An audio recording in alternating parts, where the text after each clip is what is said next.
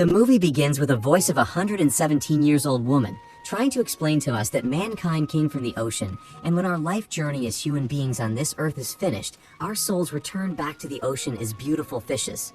Long ago, when the earth was young, all that existed was a vast ocean and great primordial fish that lived in it. These ancient beings were the first incarnation of the human soul. The voice of the old woman narrating to us is called Chen, who tells us that she comes from a world beneath the ocean. The sky of their world is connected to the ocean of the human world. Once a human dies, drift down from our world to their world, and it is their task to watch over them and keep them safe. People from her world are the ones who controls time, the tides and the changing of seasons. They are not humans or gods. The woman tells us her kind are called the others. In their world, we see a girl called Chun riding a boat, but a man shows up on a bird and informs Chun to hurry as the rite of passage is about to begin. Chun quickly meets with Lei Zhu, whose job is to wove a new sky for the humans. Chun and her friend Choi borrow her horses and rushes to the ceremony.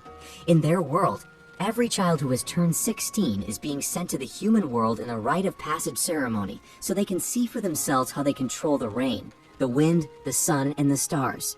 Chun just clocked 16 and will be joining the other 16 years old to go to the human. Elder let the kids know that they will only be allowed to roam the human world for 7 days and observe the natural laws they govern, but warns them that they must not have any contact with mankind. After some ceremonial dances, the elder calls on the dragon of sea and sky who opens the gates to the human world. Chun, overprotective mother, tries to give her so much food since she will be on her own for the first time. Her mom cautions her to return back to the gate after 7 days, or she will stay in the human world forever. All the 16-year-olds are given some soup to drink, including Chun, which turns them to red dolphins as they ascend towards the gates. Chun mom cries, saying the human world is beautiful but dangerous, and should remember that her world is here. Just as Chun got to the human world, all she has been told is true. The human world is really beautiful. A young human girl informs her brother Kun that the red dolphins are back again just like last year and the same time.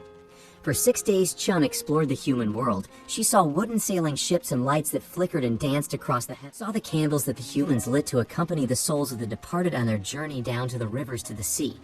After exploring the human world for 7 days, it was now time for Chun to go home.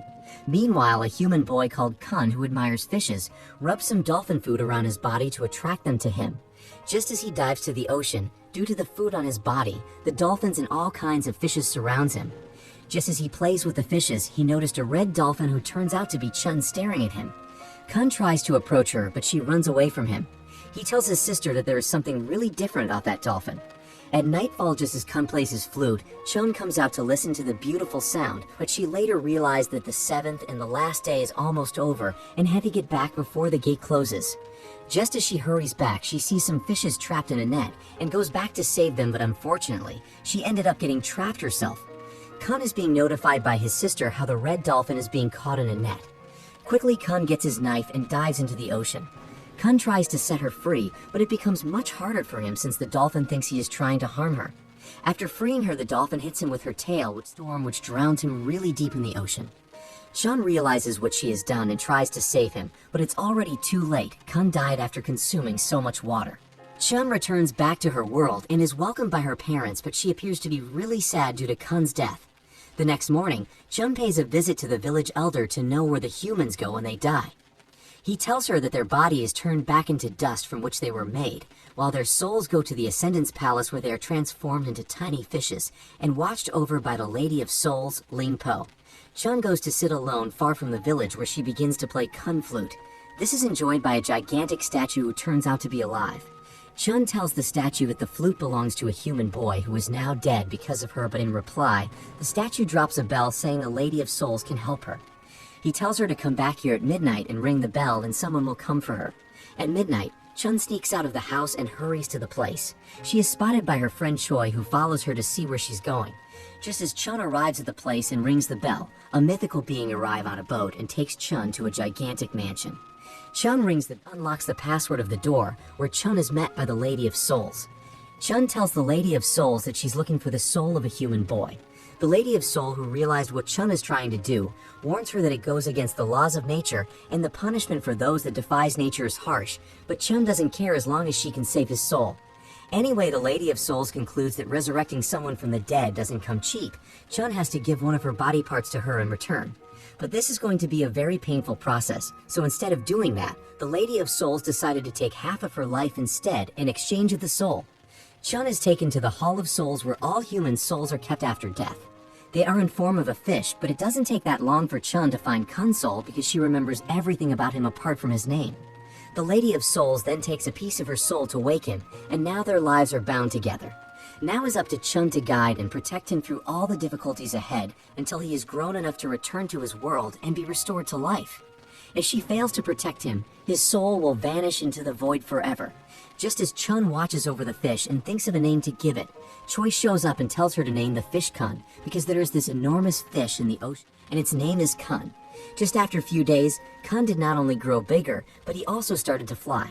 The next morning when Chun wakes up, she goes to her small pond where she left Kun but couldn't find him. Chun finds out her mom was in her room this morning and she threw the fish into the sewers. Chun goes out angrily saying what she just threw was a human life, leaving her mom curious.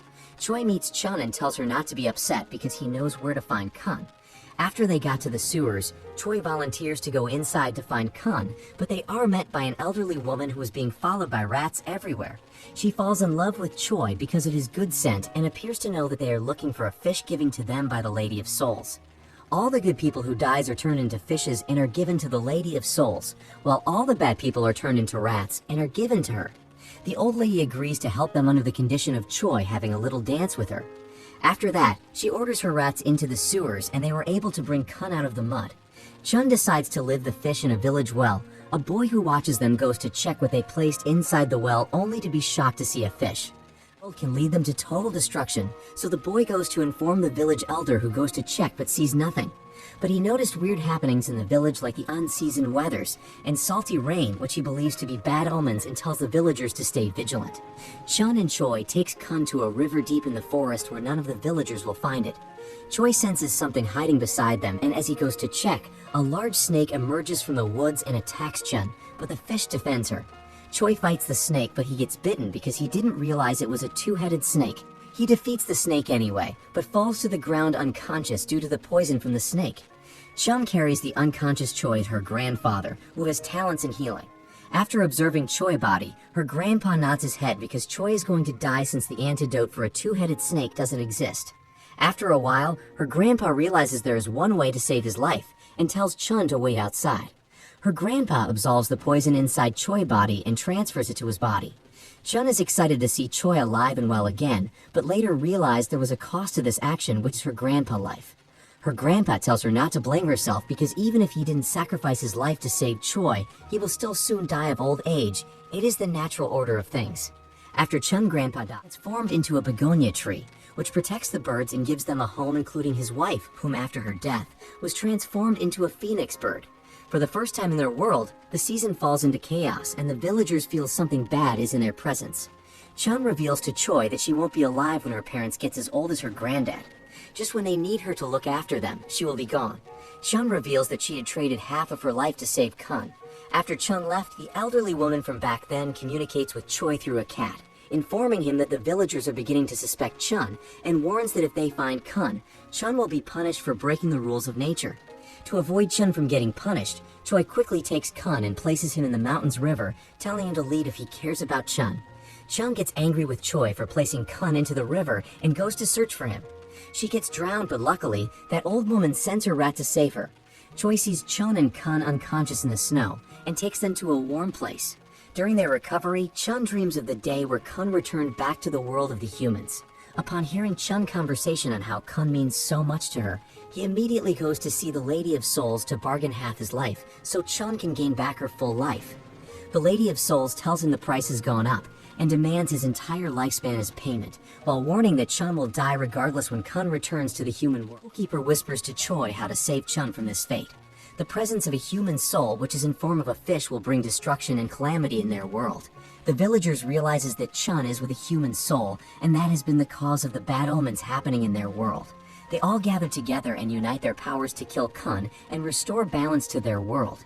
Just at the dying moment when the villagers were almost able to get rid of Kun, Choi shows up and uses the staff of the village elder to open the world of humans for Chun and Kun to escape there. But just as Chun and Kun went through the portal, that old woman shows up and tells Choi that she will never be able to pass through the gates without an object from the human world.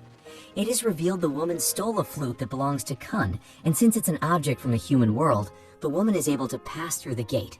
The Sea of Humans is the sky of this world, so the gaps in the clouds violently floods the entire village and leave it in ruins. The villagers with their powers continue to attack Kun as he escapes to the human world. Chun asks her granddad for help out of the situation, and he responds by sending his wife in form of a phoenix to help her out. Things begins to go out of control in their world as flood covers the entire village. To prevent themselves from getting drowned, the villagers uses their powers to create a bridge connecting it to a very high mountain. Chun goes to help them out, but they reject her offer. A child is missing because of the flood, and they blame it on seeing her world will be destroyed by the flood in no time. Chun, as a last resort, sacrifices herself by merging her body with her grandfather's begonia tree to grow it to colossal proportions, plugging the holes in the sky and saving everyone from the flood.